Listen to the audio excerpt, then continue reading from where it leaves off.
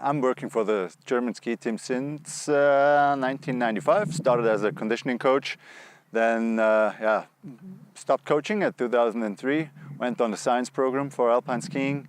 Stayed there for 6 years. In 2009, the men's head coach in the German team had a severe accident, was paralyzed from neck down.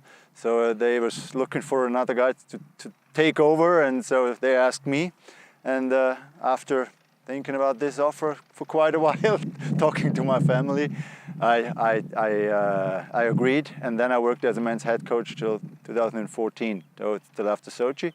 Built up the men's alpine team that were not really successful at that time and struggling for 10-15 years. So, and in my position as a science guy, I could create a lot of ideas, watch it from a little bit of a distance. So this for me was an option to and the chance to realize all those ideas, you know, that I had in mind. And it was cool and it worked out. But after 2014, I quit, and now I'm the head of the sports science program in the German Ski Federation, but for all disciplines that we have under the roof. So biathlon, cross country, alpine, of course, where my roots are, ski jumping, and Nordic combined. So the whole wide range of skiing-related winter sport. When I first saw it on the internet, and Andreas was working with Matthias Hargen, you know, it was exactly that time when a small group of coaches together with me, we were thinking about how to get our training in progress. You know, we thought we reached the limit. We didn't get further. You know, we do tests and we do the traditional training, but there need to be a little bit of progress. And when we saw that, this is basically it. This is the idea that we had in mind, but these guys are just a couple of steps ahead of us. So we need to contact them and try things out. And you know, the good thing is, I tried to find something on the internet, literature, and I didn't find much. You know, there's functional training stuff, and this is, I think, what makes our profession so interesting. You know, training science is a very, it's maybe it's not a science, so but something that is in motion. There is not the truth. You know, it's developing, and not everything that is true and that is getting us further in high performance sport is written in books. You know, we as coaches, we can develop a lot of new knowledge, but we will never write it down, and though it's existing. You know? And you guys, or Andreas and his team, you know, they produced a lot of interesting knowledge from my point of view that it was never written down. So I needed to contact Andreas and talk to him, see what he's doing, ask him questions, you know, and learn from him.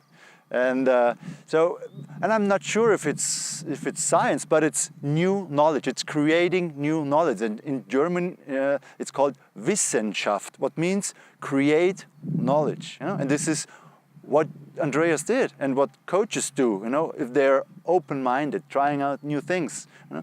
Maybe from a scientific point of view, and scientists would not call this science, but if we break it down to what it is, we create relevant knowledge for high-performance sport. And this is what 3D function is for me. So yeah, Victoria Regensburg, she asked me to take care of her strength and conditioning program, even though I already was the science guy. You know, if I could take care of her training, do at least the planning and the structuring of the training. We sat together and I asked, what do you feel? What do you need? Where is your strengths? Where is your weaknesses? How do you feel in skiing? Where do you need to get stronger, better? You know, and then there was one word popping up all the time. I need to be able to create punch, explosiveness, you know, translated into the explosiveness. But she had the same problem as many skiers do. She has severe back problems, low back problems, you know, not continuously, but you know, as soon as the load reaches a critical limit, then it pops up. And we definitely needed to avoid this, to make her fit for on-snow training, because that is what it's all about. And so we got into this dilemma. You know, I need to create punch, so I need this stimulus on the neuromuscular system, but I needed to avoid heavy weights, and then 3D function was the key for me when I saw this, and this is exactly what we needed to do.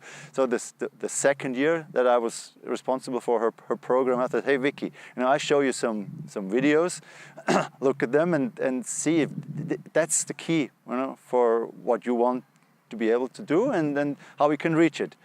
So let's slowly start to change your program, not the whole program, because it was successful the year before, but let's pick out pieces, where we want to create punch and implement those ideas. And this is what we did.